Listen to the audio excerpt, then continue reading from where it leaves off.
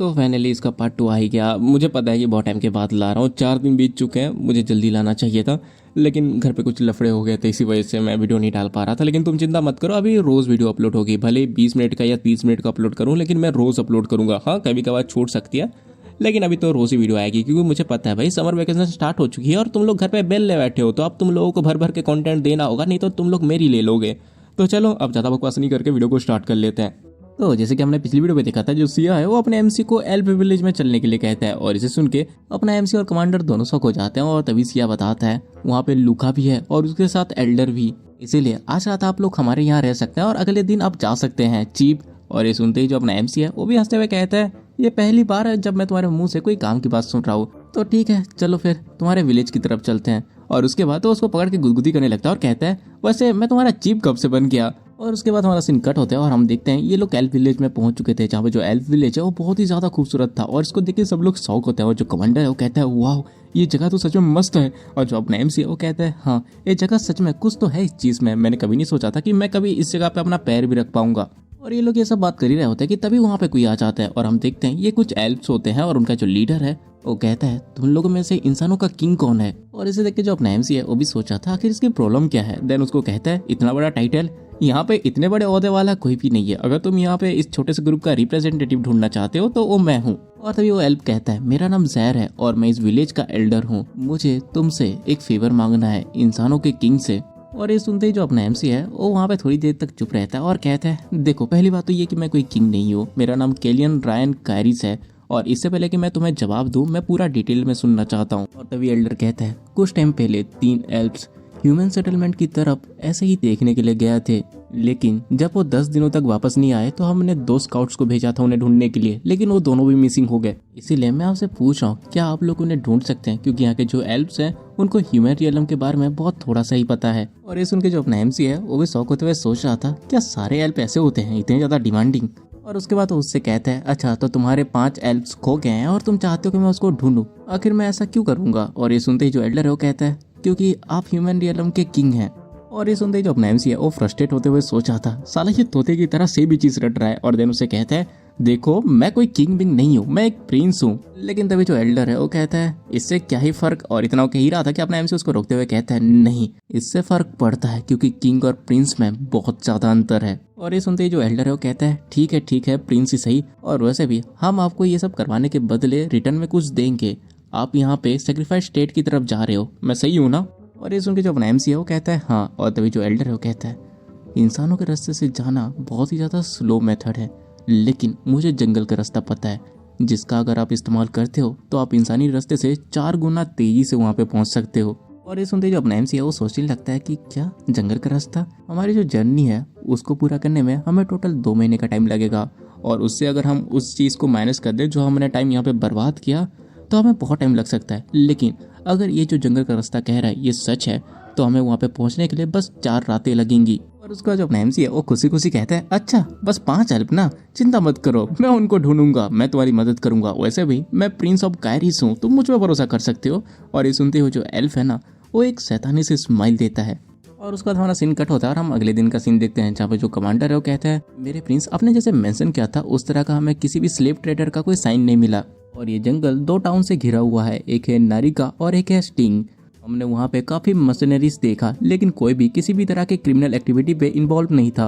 और ये सुनने का जो अपना एमसी है वो किराए की तरफ देखता है और कहता है, ये सुन के राहत मिली। और देन वो सोच रहा था, मुझे पहले स्लेव ट्रेडर्स के काम के ऊपर शक था, लेकिन अब ऐसा लग रहा है कि ये वो वाला केस नहीं है। और उसका जो अपना एमसी है वो कहता है, ठीक है फिर हमने जैसा डिसाइड किया था वैसे ही हम यहाँ पे ढूंढना चालू रखेंगे। जो स्टिंग है वो ठीक सामने ही पड़ता है और दोनों के दोनों टाउन्स लगभग सेम ही साइज के हैं, इसलिए जो भी हमें पहले पास पड़ेगा हम उसी में ढूंढना जारी करेंगे। तो ये जो कमांडर है वो कहता है, जहाँ तक मुझे समझ में आया कि उन दोनों के बीच में थोड़ी राइवलरी है। और ये सुनते ही जो अपना एमसी है वो कहता है, अच्छा ऐसी बात है। और तभी जो कमांडर है वो कहता है, उन दोनों जगह के लॉर्ड्स लगभग सेम ही एज के हैं और शायद इसी वजह से उन दोनों के बीच राइवलरी हो। और ये सुनते ही जो अपना एमसी है वो भी हंसते हुए कहता है, हेल्दी कंपटीशन ये तो अपने साथ बहुत सारे इंप्रूवमेंट्स लेके आती है, तो चलो देखते हैं, शायद इन दोनों टाउन्स में से किसी एक में मुझे अपनी नई तलवार भी मिल जाए। और उसके बाद हमारा सीन कट होता है और हम कुछ टाइम के बाद एक बंदे को देखते हैं जो कि कहता है, हमारे पास कोई तलवार नहीं है। और ये सुनते ही जो अपना एमसी है वो बहुत ज्यादा शौक हो जाता है और कहता है, तुम लोग हथियार बेचते हो लेकिन तुम्हारे पास तलवार नहीं है क्या, वो सब खत्म हो गई है। और तभी वो बंदा कहता है, हाँ लेकिन तुम्हें तलवार बेचने के लिए तुम कुछ ज्यादा छोटे नहीं हो। तो ये जो अपना एमसी है वो किराए की तरफ उंगली दिखाते हुए कहता है, देखो मैं एक मेज हूँ और ये एक स्वॉर्ड्समैन है, बस तलवार बेचने वालों को ही तलवार की जरूरत नहीं होती। लेकिन तभी जो बंदा है वो कहता है, देखो मैं तुम्हें कहने की ये कोशिश कर रहा हूँ कि तुम यहाँ पे टाइम वेस्ट कर रहे हो। तुम्हें पता होना चाहिए इस टाउन के लॉर्ड उनके कैसल के अंदर बहुत सारे मशीनरीज को चुपचाप ट्रेन कर रहे हैं और इसीलिए हमारे पूरे वेपन का स्टॉक खत्म हो चुका है। और अगर तुम्हें किसी बाउंटी के लिए चाहिए तो तुम्हारे लिए कैसल ही बेस्ट ऑप्शन है। और ये सुनते ही जो अपना एमसी है वो उसे बताता है कि देखो मुझे स्वॉर्ड अपने लिए चाहिए, किसी बाउंटी के पीछा करने के लिए नहीं। इस फॉरेस्ट के दूसरी तरफ नारकिया नाम का एक और टाउन है ना, मैं जाके वहाँ पे देख के आता हूँ। लेकिन ये जो बंदा वो कहता है नहीं, उसका कोई फायदा नहीं है, वहाँ पे भी सेम ही सिचुएशन चल रही होगी। और ये सुन के जो अपना एमसी होता है वो शॉक हो जाता है और हंसते हुए कहता है, हाँ यार वो एल्फ। और ये देख के जो किरई है वो पूछता है, क्या हुआ योर हाइनेस। और तो जो अपना एमसी वो कहता है, इस दोनों टाउन के लॉर्ड्स बहुत ज्यादा मशीनरीज और वेपन्स को इकट्ठे कर रहे हैं, तो ये बात ऑब्वियस है यहाँ पे लड़ाई होने वाली है। और एल्वेन विलेज के एल्डर के लिए वो इन दोनों राइवल टाउन्स के बीच में आएंगे। अब मुझे समझ में आ रहा है कि आखिरकार वो एल्फ चाहता क्या है। और उसका हमारा सीन कट होता है और हम देखते हैं अपना जो एमसी है वापस से एल्डर के पास आ चुका था और उसको एक लेटर देते हुए कहता है, इन लेटर्स को तुम स्टिंग और नेरिका के लॉर्ड्स को दे दो, इससे उनके जो प्लान है वो कुछ टाइम के लिए रुक जाएगा और तुम्हारे एल्फ्स को घर आने के लिए टाइम मिल जाएगा। और उसके बाद तो वहाँ से जाते हुए कहता है, मैं और मेरे आदमी कल सुबह यहाँ से निकल जाएंगे, इसलिए हमारे एग्रीमेंट की इज्जत रखते हुए तुम हमें जंगल के रास्ते को दिखाओगे। और ये सुनते ही जो एल्डर है वो उठते हुए कहता है, आखिर तुम्हारा मतलब क्या है और आखिर लड़ाई का क्या। और इतना कह ही रहा होता है कि वो सडनली अपने मुंह को बंद कर देता है ताकि वो कुछ कह ना पाए। लेकिन जो अपना एमसी है वो सुनते ही कहता है, मैं यहाँ पे तो तैयार था तुम्हें भरोसा करने के लिए क्योंकि तुम एक एल्फ हो या ऐसा ही कुछ, लेकिन तुमने मुझे धोखा दिया जबकि तुम्हें पता था कि यहाँ पे लड़ाई होने वाली है। लगता है तुम्हारे वो जो 5 एल्फ जो कि गायब हो चुके हैं वो स्टिंग के पैलेस गए हैं और मशीनरी का जॉब कर रहे हैं। तुम्हारे लोगों ने भी यहाँ पे लड़ाई होने के निशान देखे थे, इसीलिए ये मुमकिन ही नहीं कि उनके लीडर को इसके बारे में पता ही ना हो। तुमने मेरा इस्तेमाल किया और तुम्हें ये पता था कि प्रिंस होने के नाते मैं कुछ ना कुछ कदम उठाऊंगा क्योंकि जो लड़ाई है वो मेरे राज्य की तरफ बढ़ रही है। और ये सुनते ही वो जो एल्डर है वो कुछ कह भी नहीं पाता और उसकी खामोशी को देख के जो अपना एमसी है वो कहता है, हमें तुम्हारे जंगल का रास्ता नहीं चाहिए, डील खत्म हो चुकी है। और ये कहते ही वो वहाँ से जाने लगता है। लेकिन तभी जो एल्डर है वो चिल्ला कहता है, रुक जाओ, क्या तुम ऐसे ही खड़े रह के अपने राज्य पे इस तरह से लड़ाई छेड़ते हुए देख पाओगे। और ये सुनते ही जो अपना एमसी होता है वो रुक जाता है और कहता है, लोग किसी रीजन की वजह से लड़ते हैं और वो हमेशा ऐसे लड़ झगड़ते तो नहीं रहेंगे ना। और वैसे भी अगर तुम्हें अपने विलेज से इतना ही ज्यादा प्यार है तो इसको प्रोटेक्ट करने के लिए अपना बेस्ट करो, ना कि तुम इस तरह की घटिया चालों का सहारा लो। और ये कहने के बाद वो वहाँ से निकल जाता है और वो जो एल्डर है वो बस देखते ही रह जाता है क्योंकि उसके पास बोलने को कुछ नहीं बचा था। देन हमारा सीन कट होता है और हम किरे को देखते हैं जो कि अपने एमसी को बता रहा था, गलती हाउस ब्रिसन ट्रेडर्स की है क्योंकि इतने दूर बस ब्रिसन कैरावेन्स ही आती हैं, लेकिन लटलान स्टेट पे जो हो रहा है उसकी वजह से उन लोगों ने यहाँ पे आना बंद कर दिया है। और ये सुनते ही अपना एमसी कहता है, अच्छा तो दोबारा वही है लेनन ब्रिसन। और उसका तुम्हारा एमसी हमें बताता है स्टिंग और नेरिका, क्योंकि इन दोनों के जमीन पे गेहूं उगना मुमकिन नहीं है, इसलिए लोगों के पास कोई ऑप्शन नहीं था, उन्हें ब्रिसन के ट्रेडर से गेहूं खरीदना पड़ता था। लेकिन जब हाउस ब्रिसन ने बिना कुछ कहे ट्रेड बंद कर दिया तो स्टिंग ने नेरिका से मदद मांगी ताकि उन्हें गेहूं खरीद के सीजन निकाल सकें। लेकिन नेरिका ने बहुत ज्यादा दाम मांग लिया और इसी वजह से आज का ये कॉन्फ्लिक्ट है। और उसका हम वापस अपने एमसी को देखते जो कि कहता है, पहले तो उन्होंने पूरे के पूरे फूड ट्रेड पर कब्जा कर लिया और अब बिना किसी डर के उन्होंने उसको बंद भी कर दिया। क्या उन्हें सच में ये लगता है इससे उनका टूटा हुआ ईगो ठीक हो जाएगा? उन्हें समझ नहीं आता क्या इसका नतीजा ये होगा कि लोग भूखे मरेंगे ना कि लॉर्ड्स। और ये सब अपना एमसी कह ही रहा होता है कि तभी वहाँ पे कोई आता है और अपना एमसी देखता है तो वहाँ पे एल्डर आया था जो कि उससे माफी मांगता है और कहता है, मुझे माफ कर दीजिए, हमारा लुकाई था जो आपको लेटलैंड की इस मैच पे घसीट के लेकर आया है। मुझे अच्छी तरह से पता है वहीं से दोनों टाउन के बीच ये झगड़ा शुरू हुआ और मैंने आपको सच इसलिए नहीं बताया क्योंकि मुझे पता नहीं था कि आपका रिएक्शन क्या होगा। मुझे पता है ये सारा दोष मुझे अपने ऊपर लेना चाहिए क्योंकि लूका मेरा बेटा है और जितने भी मिसिंग एल्फ्स हैं वो किसी न किसी तरह से उससे जुड़े हुए हैं। मुझे डर था कि कहीं आप ये सब जानने के बाद हमसे मुंह ना मोड़ लो। मैं उम्मीद करता हूँ कि आपके दिल में हमारे लिए माफ़ी होगी, मेरे बेटे और मेरे लिए। मुझे पता है कि मैं बहुत बड़ी मांग कर रहा हूँ, लेकिन प्लीज़ हमें आपकी मदद की ज़रूरत है। हम अकेले इस सिचुएशन से नहीं निकल सकते, इसलिए मैं आपसे भीख। और इतना कह रहा होता है कि तभी जो अपना एमसी कहता है, ये लेटर्स जाके तुम पहले उनको दे के आओ। और ये सुनते ही जो एल्डर है वो पूरा शौक हो जाता है और तभी जो अपना एमसी है वो कहता है, देखो पहले तुम्हें ये ढूंढना होगा कि आखिरकार उनको गेहूं के अलावा और क्या चाहिए, इसलिए तुम एक बार मेरे पास इन्फॉर्मेशन लेके आ जाओ, उसके बाद मैं उनसे एक बार मिलने चला जाऊंगा। और ये सुनते ही जो एल्डर है वो बहुत ज्यादा खुश होते हुए कहता है इसका मतलब आप हमारी मदद कर रहे हैं। और जो अपना एमसी है वो कहता है कि अरे मेरे इतने भी करीब मत आओ, मैं ये तुम्हारी मदद के लिए नहीं कर रहा। और ये सुनते जो एल्डर है वो कहता है कि आपका शुक्रिया, हम एल्फ्स अपने बातों को बहुत ज्यादा पवित्र मानते हैं और मैं वादा करता हूँ कि हम आपकी ये जो महानता है उसको जिंदगी भर नहीं भूलेंगे। लेकिन हमारा जो एमसी है ना उसका ध्यान उसकी बातों पे नहीं होता है, वो कुछ और ही सोच रहा था। देन हमारा सीन कट होता है और हम देखते हैं अपना जो एमसी है वो अकेला अपने रूम पे बैठा होता है और वो सोचा होता है लेनन ब्रिसन वो लगातार एक परेशानी बनता जा रहा है। और उसके बाद वो एलन से कहता है मास्टर ऐसा लगता है कि घर को साफ करने का टाइम आ चुका है। देन हमारा सीन अगले दिन में शिफ्ट होता है। यहाँ पे हम साइरिसिस ब्यूरुसन मैनोर की तरफ देखते हैं, जहाँ पे एक पर्सन किसी को कहता है माय लॉर्ड, और वो जो लॉर्ड होता है वो होता है इवान ब्रिसॉन, जो कि हेड होता है हाउस ब्रिसन का। यार साला कितने कॉम्प्लिकेटेड नाम है यार, मेरे से ठीक से प्रोनाउंस तक नहीं हो रहे। साला कौन सा गांजा फूक के ये लोग ये स्टोरी लिखते हैं कि भाई इनसे अच्छा नाम नहीं लिखा जाता, कुछ भी चेप देते हैं भाई साले। और तभी हम देखते हैं कि भाई जो इवान है उसका बटलर कहता है क्या मैं कैरेज को यहाँ पे रोक के रखूँ जब तक आप वहाँ से मीटिंग करके बाहर नहीं आ जाते। और जो इवान है वो कहता है कि नहीं इसकी ज़रूरत नहीं है, मैं आज रात को यहीं पे रुकूंगा। और हाँ जो गेस्ट आने वाले हैं उनको मेरे स्टडी रूम में भेज देना। और ये सुनते ही वो बटलर कहता है कि ठीक है माय लॉर्ड। और उसका तो जो बटलर है वो सोचा था कि क्या इन्होंने भी गेस्ट कहा, लेकिन उनसे मिलने के लिए तो आज कोई भी शेड्यूल नहीं था, वो आज अपने यूजुअल सेल्फ में नहीं है। और ऐसा भी नहीं है कि उनको आज किसी काउंसिल मीटिंग में बैठना है, और वैसे भी वो हमेशा किसी भी विजिटर से अपने ड्राइंग रूम में मिलने के लिए तैयार रहते हैं। तो आखिरकार वो पर्सन है कौन जिससे ये सीधे अपने स्टडी रूम में ही मिलना चाहते हैं। और हम देखते हैं तभी वहाँ पे एक कैरेज आके रुकती है और हमें पता चलता है ये अपना एलन था, जो कि अंदर जाके इवान से बात करता है और कहता है आज से पहले हमें कभी इस तरह से पर्सन टू पर्सन बात करने का मौका नहीं मिला। और जो इवान है वो कहता है हाँ अपने सच का, अगर आपने अपॉइंटमेंट लिया होता तो मैं आपको और भी अच्छे से वेलकम करता। तभी जो एलन है वो बताता है आप परेशान ना हो इसलिए मैं यहाँ पे आपको बिना बताए आ गया, लेकिन मैं ज़्यादा टाइम नहीं लूँगा, मुझे बस कोई छोटी सी बात आपको बतानी है और मैं पक्का श्योर हूँ कि आपका इसमें इंटरेस्ट जरूर होगा। मैं बताना चाहता था कि आपका जो दूसरा बेटा है ऐसा लग रहा है कि जो किंग के पहले बेटा है उसके ऊपर कुछ ज़्यादा इंटरेस्ट दिखा रहा है। और ये सुन के जो इवान है वो एलन को घूरने लगता है और जो एलन है वो तो उसकी शक्ल देख के एक स्माइल दे रहा था। लेकिन तभी जो इवान होता है वो शांत होते हुए कहता है रेनॉन ये सब करने में बिल्कुल भी कैपेबल नहीं है। और तभी एलन कहता है आप अपने दूसरे बेटे के बारे में काफ़ी ज़्यादा क्रिटिकल हो, लेकिन शायद ये चीज़ आपके बेटे से ज़्यादा भरोसा करने के लायक है। और वो उसको कुछ पेपर्स देता है और जैसे ही जो इवान है उसको पढ़ता है और गुस्से से अपने हाथ के नीचे पटक के कहता है आखिरकार तुम मुझे कहना क्या चाहते हो। और तो जो एलन कहता है आप ये सोच रहे होगे कि आपको आपके रेनॉन को निपटाना होगा। और ये सुनते ही जो इवान कहता है ये कुछ ऐसा नहीं है जो कि तुम्हारे जैसा एक मामूली मैच इंटरव्यू करे।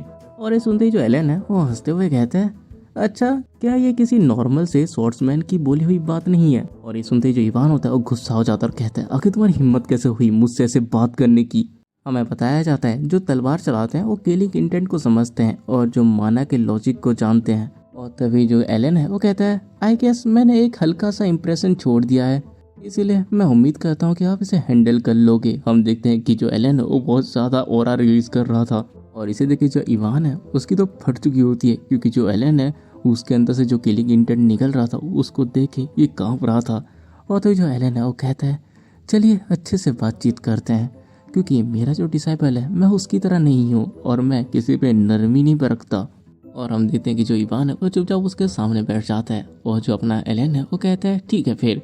और वो अंदर ही अंदर सोचा था एक 8 क्लास के मेज के फियर को इस तरह से सहना, आई गेस एक स्वॉर्ड मास्टर हमेशा स्वॉर्ड मास्टर ही रहता है, मुझे अपना गार्ड डाउन नहीं करना चाहिए। और उसका जो एलन है वो उससे कहता है मैं आप पे ट्रस्ट करता हूँ कि आप अपने बेटे को खुद से ही संभाल लोगे, लेकिन मैं आपको एक ऑफर देना चाहता हूँ जिससे ये और थोड़ा आसान हो जाएगा। अगर आप चुपके से रेनन को ब्रिसन से बाहर कर दो। और उसके बाद हमें पिछली रात का सीन दिखाया जाता है जहाँ पर जो अपना एमसी और एलन बात कर रहे थे और अपना जो एमसी है वो कहता है मास्टर आप कहना कि आप एम्पोरियम को खरीद लोगे, क्योंकि सेलिस ने मुझे पॉइजन दिया था, ये र्यूमर बहुत ज़्यादा फैल चुका है और इसी वजह से जो ब्रिसन का एम्पोरियम है वो बहुत ज़्यादा लॉस को फेस कर रहा है। लेकिन जो ब्रिसन है वो एक नाइट्स का फैमिली है और उन्होंने सिंपली एम्पोरियम बना लिया था रेनन के लिए, जिसके पास की स्वॉर्ड्समैन की कोई टैलेंट ही नहीं है। और इसीलिए इवान उससे अपना पीछा छुड़ाने के बारे में सोच रहा होगा, क्योंकि वो ना उनको पैसे बना के दे रही है ना कुछ कर रही है, उल्टा वो उसके फैमिली के नाम को और भी ज़्यादा गंदा कर रही है।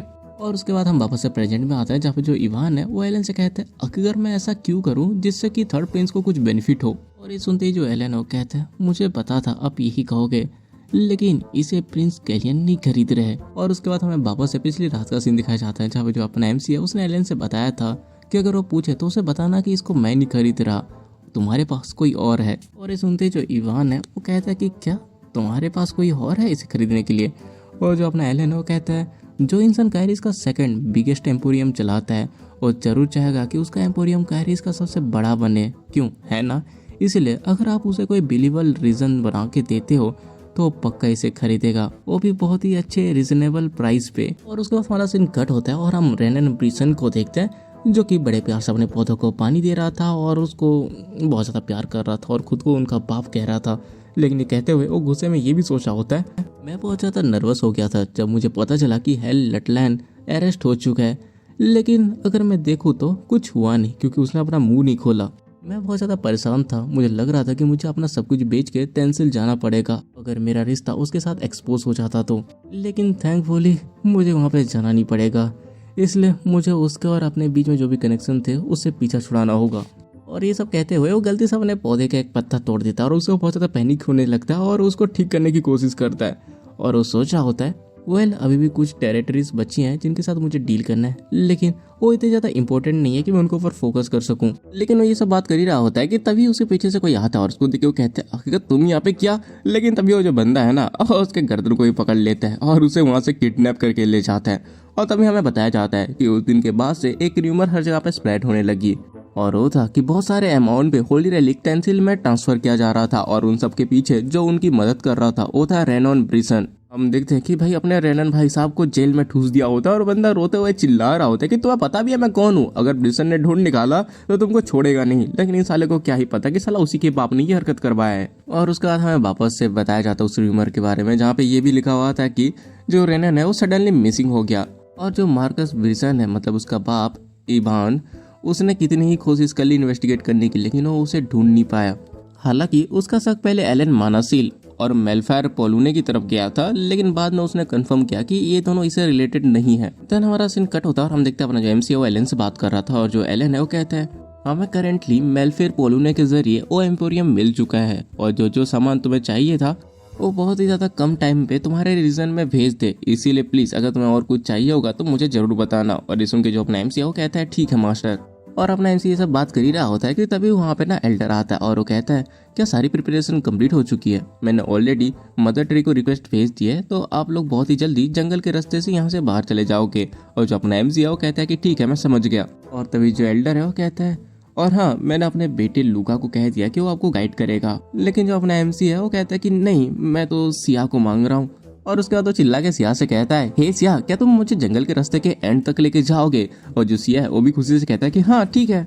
लेकिन जो अपना एमसी है वो उसके पास आते हुए कहता है ये सोचा जाए तो तुम्हें यहाँ पे अकेले वापस आना पड़ेगा। और जो सिया वो कहता है अरे आप चिंता मत करिए, मैं तो इस जंगल के रास्ते में आंखें बंद करके भी आ सकता हूँ। और ये सुन के जो अपना एमसी है वो कहता है कि ठीक है फिर। लेकिन तभी ना वो कुछ सोचने लगता है और कहता है कि एक मिनट ये क्या है, आजकल सिया के साथ मेरी कन्वर्सेशन कुछ ज़्यादा नॉर्मल नहीं हो रही।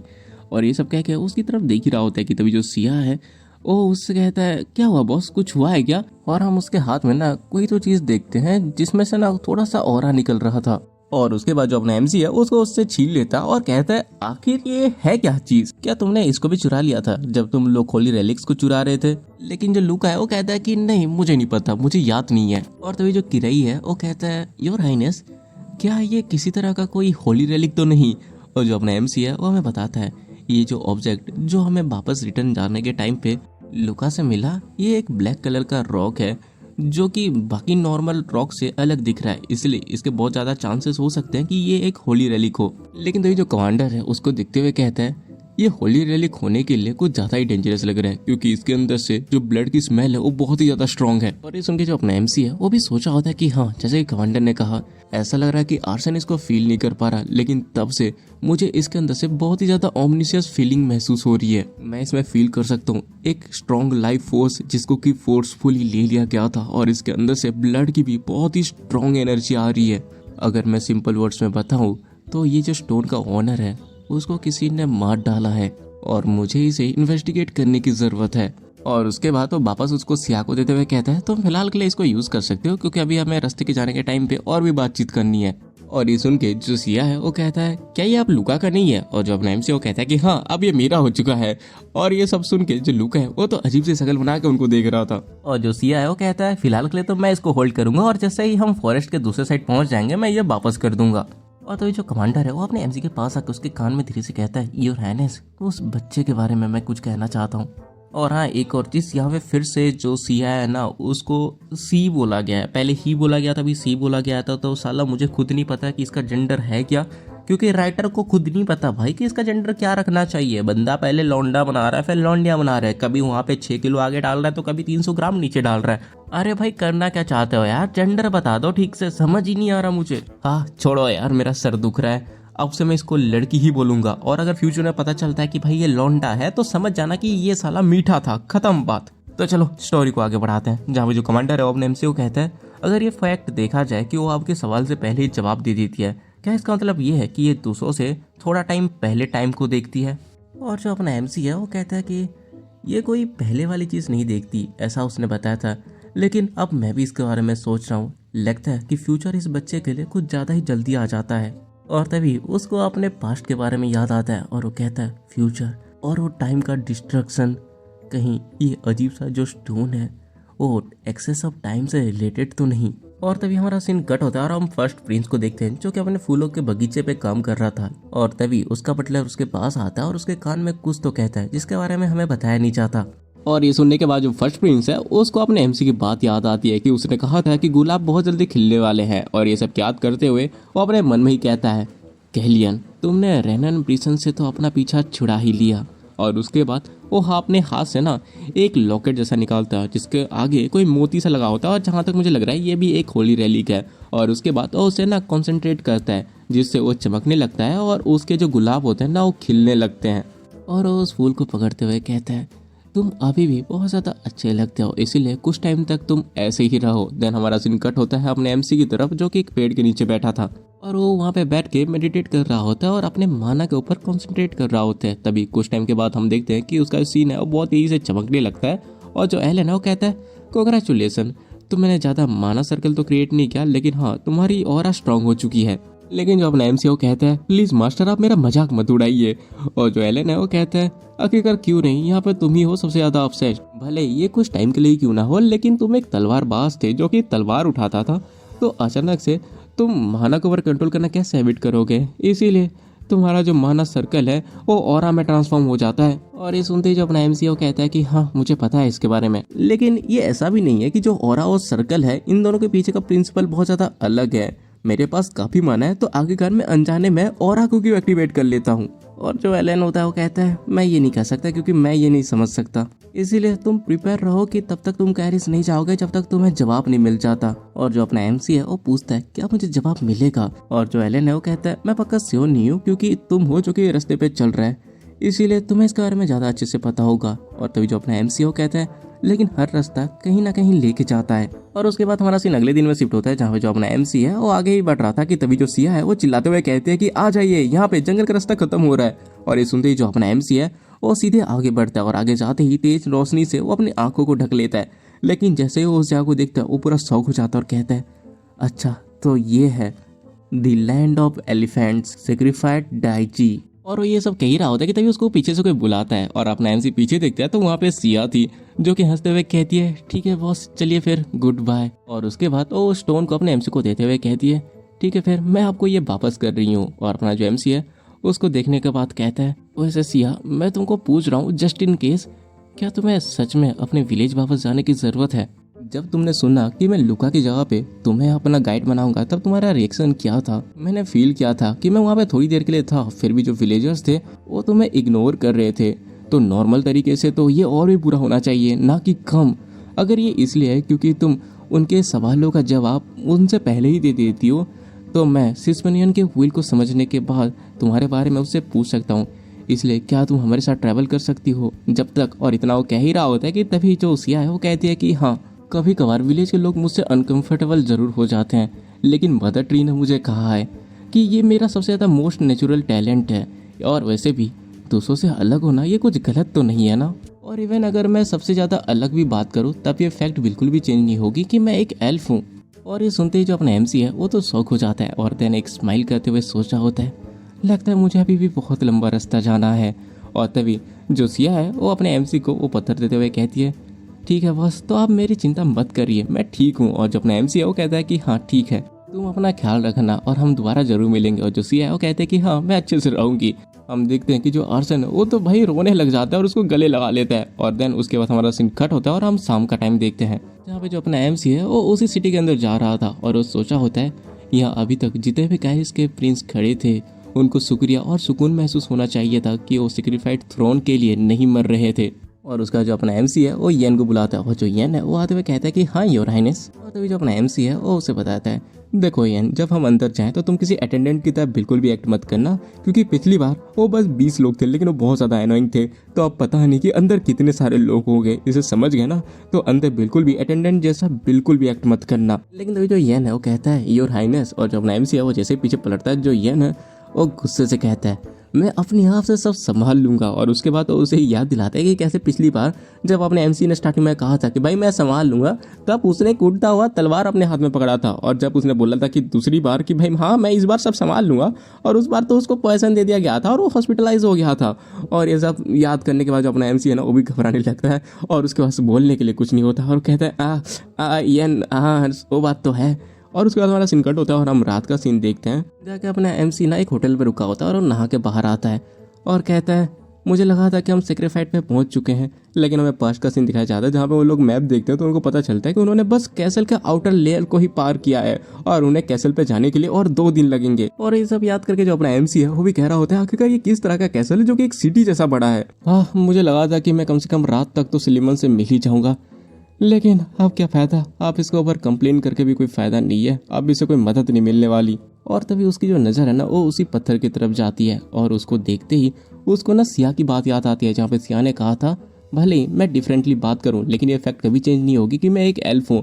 और ये सब याद करती अपने एमसी को कुछ हिट करता है और वो सोचता है इवन जो माना है वो ऑरा में ट्रांसफॉर्म भी हो जाती है, तब भी इसका जो सोर्स है वो चेंज नहीं हो सकती। तो आखिरकार मैं इसको अब तक डिफरेंट सोच ही क्यों रहा था, और अगर मैं अपनी ये जो हैबिट है माना को ऑरा में कन्वर्ट करने की इसको बदल नहीं पा रहा, तो मैं सिंपली ऑरा से ही मैजिक सर्कल बनाऊंगा। और उसका जो अपना एमसी है और नीचे बैठ के ध्यान लगाता है और एक मैजिक सर्कल क्रिएट करता है। और इस चीज को कोई छुप के देख रहा था और हमें पता चलता है ये किरा ही है, जो कि सोच रहा था मैंने किसी माना के मूवमेंट का पीछा किया, लेकिन ये इनक्रेडिबल मूवमेंट। हम देखते हैं कि जो किरा है वो घबरा रहा होता है और वो सोच रहा था ये किसी नॉर्मल माना की तरह नहीं है जो कि हल्का सा गर्म और जेंटल होता है, बल्कि जो माना है ये बहुत ज्यादा कोल्ड है जो कि मुझे चिल्स दे रही है। आखिरकार प्रिंस की एबिलिटी कितनी दूर तक जा चुकी है। और हम तभी देखते हैं अपने एमसी को जो कि कुछ माना सर्कल बना लेता है और कहता है फाइनली मैंने 4 सर्कल बना ही दिया। और वो एक स्माइल देते हुए सोच रहा होता है कि भले ही जो सर्कल की प्रॉब्लम है वो खत्म हो चुकी है, लेकिन स्टिल अभी भी एक प्रॉब्लम बची है। और उसके बाद हमारा सीन कट होता है और हम येन को देखते हैं जो कि कहता है योर हाइनेस देखिए हम पहुंच गए। और जो अपना एमसी है वो हमें बता रहा होता है, मुझे मिला कि जो कि अपनी आइडेंटिटी को छुपा रहा है इस कॉन्टिनेंट में और 6 स्वॉर्ड मास्टर हैं, और ये जितने भी स्वॉर्ड मास्टर्स हैं वो अपने से कम ऑरा वाले पर्सन की ऑरा को देख सकते हैं। हम देखते हैं कि जो अपना एमसी है उसके सामने एक पर्सन आता है और कहता है कि अरे बहुत टाइम के बाद मिले योर हाइनेस, आपको शायद यहाँ पे आने में बहुत ज़्यादा परेशानी हुई होगी, इसलिए आपका वेलकम। और तभी अपना एमसी हमें बताता है कि ड्यूक सेक्रीफाइड जो 2nd स्वॉर्ड मास्टर है, और अभी भी ये एक ऐसे पर्सन है जहाँ तक मैं पहुँच नहीं पाया। हम देखते हैं कि जो ड्यूक है ना वो उसको देख के ना थोड़ा घबराया हुआ लगता है, और जो अपना एमसी है वो बताता है वो फैक्ट कि मैं एक स्वॉर्ड मास्टर हूँ वो उनके सामने छुप नहीं पाएगा। और इसी के साथ अपना ये जो एपिसोड खत्म हो जाता है, लेकिन रुको कहीं पे जाना मत, एक चीज कहनी है। देखो यार, रिसेंटली मेरे कजन ने एक और न्यू चैनल खोला है मानवा एक्सप्लेन का, और उसने उसमें एक वीडियो अपलोड भी कर दी है। और उसने जो सीरीज एक्सप्लेन किया है वो एक मेज वाली सीरीज है जो कि बस 2 दिन पहले ही रिलीज हुई है, तो ये तुम्हें और कहीं पे मिलेगी भी नहीं। तो जाकर उस चैनल पे उसको चेकआउट करो, लिंक तुमको डिस्क्रिप्शन और पिन कमेंट दोनों में ही मिल जाएगी। और हाँ, एक और चीज़, वीडियो में मेरी आवाज़ थोड़ी अलग लग सकती है क्योंकि मैं बहुत धीरे धीरे एक्सप्लेन कर रहा हूँ, क्योंकि मेरे बगल वाला जो घर है ना उसके छत के ऊपर वहाँ के लोग सोए हुए हैं और मैं ज़्यादा तेज़ी से चिल्ला के एक्सप्लेन नहीं कर सकता, क्योंकि एक बार मैं कर चुका हूँ और उन लोगों ने अगले दिन सुबह आके घर को बोला था कि भाई इसको चिल्लाने के लिए मना करो, हम सो नहीं पा रहे। इसलिए मुझे थोड़ा सा दब दब के एक्सप्लेन करना पड़ रहा है, तो इससे थोड़ी क्वालिटी डाउन हो सकती है, बट चिंता मत करो, अगली बार से मैं सुबह ही करूँगा अगर मुझे टाइम मिला तो, नहीं तो रात को ही करना पड़ेगा। अब क्या ही कर सकते हैं, मजबूरी है भाया। तो चलो अब ये दुखड़ा सुनाना बंद करते हैं। अगर तुमको वीडियो पसंद आई है तो तुम्हें पता है क्या करना है, लाइक मारो, सब्सक्राइब मारो और प्यार से कमेंट कर दो, और जितना हो सके उतना वीडियो को शेयर करो। तो मिलते हैं अगली वीडियो में, तब तक के लिए बाय।